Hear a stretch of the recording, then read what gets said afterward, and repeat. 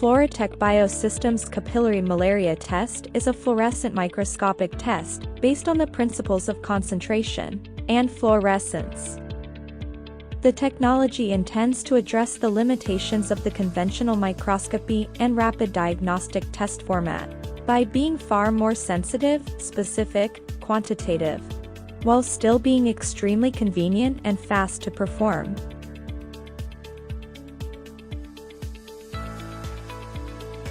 For performing this test, you need the following setup: a fluorescent microscope, a hematocrit centrifuge which operates at 12,000 RPM, a capillary malaria test kit.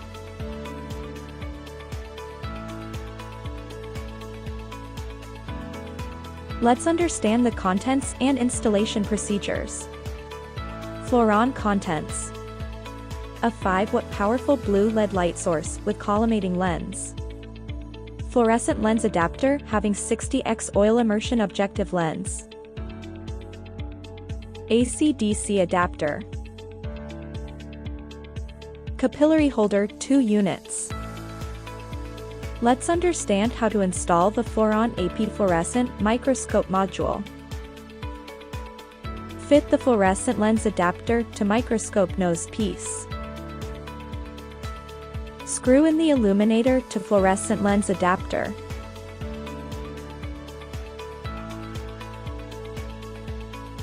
Connect the adapter to power supply.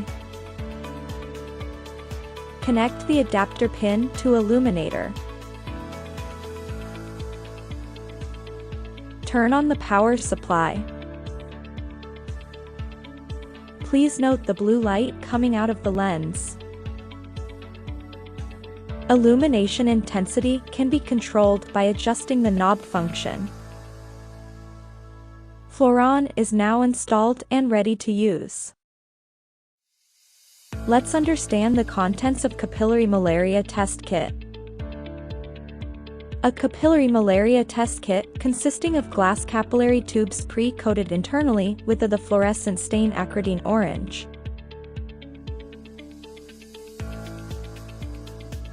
A packet of tube plugs to seal the capillary. A packet of plastic needles called suspender. A plastic forceps to insert the suspender. An immersion oil bottle suitable for the test. And an instruction manual. Let's understand how to process capillary tubes.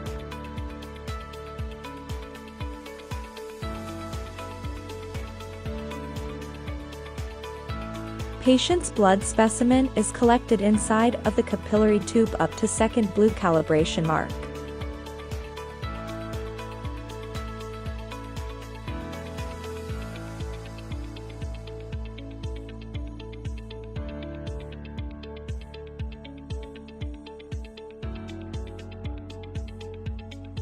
Wipe off the tube from outside using tissue paper.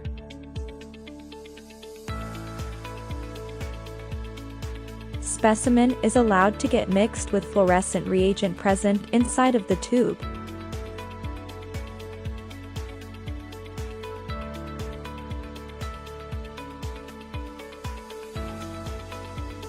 Tube is sealed using plastic plug being provided with the kit.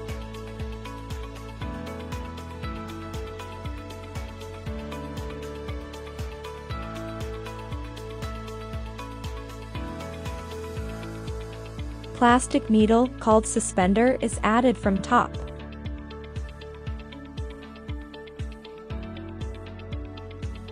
Tube is placed inside of the centrifuge machine.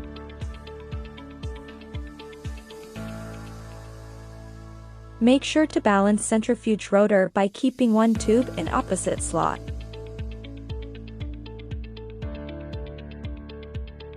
Place the lid on rotor head and screw the same.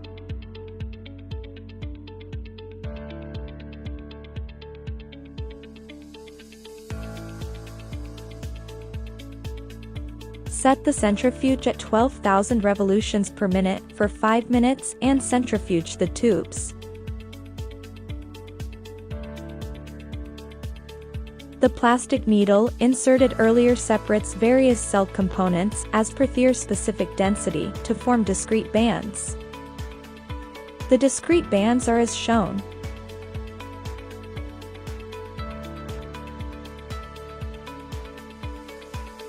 Let's understand how to focus the capillary tubes. Tube is placed in a specially designed capillary holder. A drop of immersion oil is put exactly at the interface at RBC and buffy coat. Allow the blue light to center on top of the tube. Slowly bring down the objective lens to dip the same in the immersion oil while taking care not to crash the lens into capillary tube. Using microscope adjustments, focus the tubes in such a way that blue light goes completely into the capillary tube.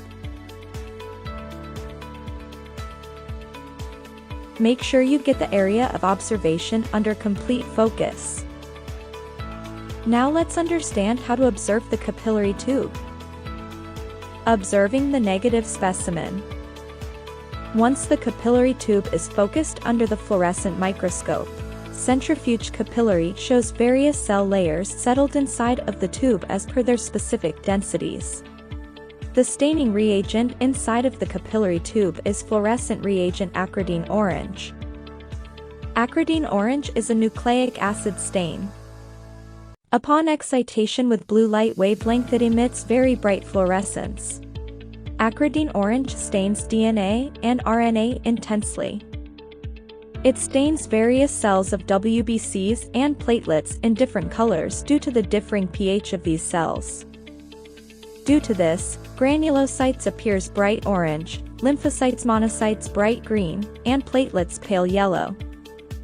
RBCs, however, being non-nucleated, does not take up the stain and appears reddish-brown background. Let's understand how the positive specimen appears under the fluorescent microscope. Malaria-infected RBCs, being lighter in weight than healthier RBCs, tends to float and settles at the top of the RBC column. Naturally, the user having far greater chances of coming across with the parasites at this interface of RBCs and granulocytes. So, for detecting the presence of malaria parasites, one needs to focus and search for few microscopic fields at top of the RBC column and buffy coat. Let's understand the probable locations for searching the malaria parasites. Step 1. Focus the capillary tube exactly at the interface of granulocytes and RBCs as being shown in image. One needs to search for the presence of malarial parasites at the interface. Step 2. Focus the capillary tube into the RBC column and search for the malaria parasites as shown in the image. Step 3. Move inside of the RBCs and search couple of more microscopic fields. Step 4. Focus the capillary tube at the interface of granulocytes and lymphomonocytes to look for the presence of some mature trophozoites of Plasmodium vivax and gametocytes of Plasmodium falciparum. Step 5.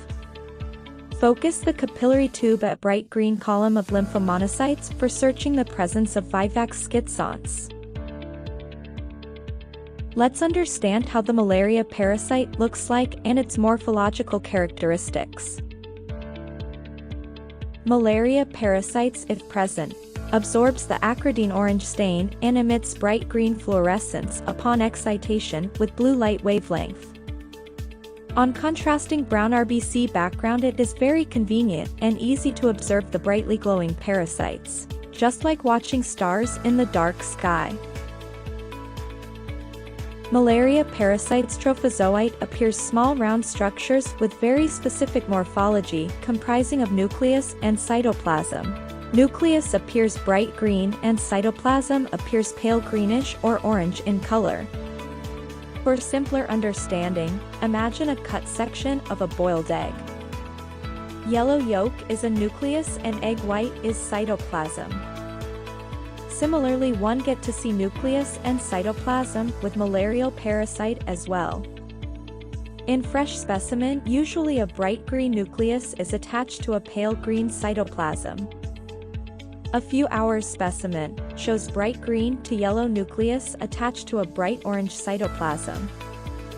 So as to conform the positive, one needs to appreciate the presence of nucleus and cytoplasm both. Let's understand how the Falciparum trophozoite looks like. Falciparum trophozoites are smooth, round, small pinpoint-like structures. Nucleus appears bright green pinpoint dot or crescent moon shape attached to a pale green cytoplasm. Nucleus to cytoplasm ratio is almost 1:1 with nucleus embedded inside of the cytoplasm. Occasionally, one gets to see coma-shaped Falciparum trophozoites as well. Rarely, one also may come across with the diamond ring like large uniform Falciparum trophozoites. Falciparum trophozoites are usually seen in large numbers. Area of observation is top of the RBC column and throughout the RBC column. Falciparum gametocytes are large, banana or slipper-shaped structures. These are pale, yellowish-green in color. One can see the nucleus, distinctive vacuole, and presence of black pigments inside. Area of observation, lymphomonocytes and RBCs.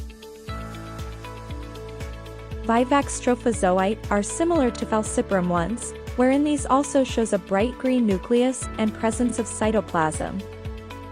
However, these are almost 3 times as large as Falciparum ones. Nucleus is much more distinctive and it's not embedded into the cytoplasm. One can see a presence of vacuole between nucleus and cytoplasm. With Falciparum, nucleus and cytoplasm appears almost of the same size. However, with Vivax nucleus-cytoplasm ratio is almost 1:3 or even more. Unlike Falciparum, which is smooth and circular in shape, Vivax cytoplasm is irregular, rough and fan-shaped. Vivax schizonts are pale yellow to pale green, round ball-like structures, almost similar in size to RBCs. These having fine black pigments or merozoites. Presence of schizonts almost always conforms the presence of Plasmodium vivax or mixed infection, having Plasmodium vivax and Plasmodium falciparum both. Only Falciparum seldom shows the schizonts in peripheral blood. Area of observation lymphomonocytes. Vivax gametocytes are almost similar in size to schizonts. These appears pale yellowish to pale orange structures, with presence of green nucleus along with black pigments. Area of observation lymphomonocytes or RBCs. Artifacts are any structures, those fluoresce and appear like parasites, but actually are not parasites and may confuse the observer. For conforming, if it is a malaria parasite, one must be able to appreciate the presence of nucleus and cytoplasm both. Artifacts does not show any such differentiation. Please note, capillary malaria test reporting pattern as shown below.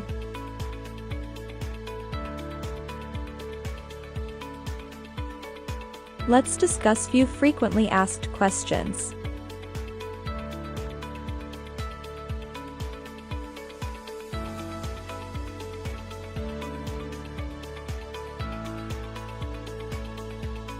For more information on Floratech Biosystems products, you may get in touch with our nearest authorized distributors or contact us at the following email.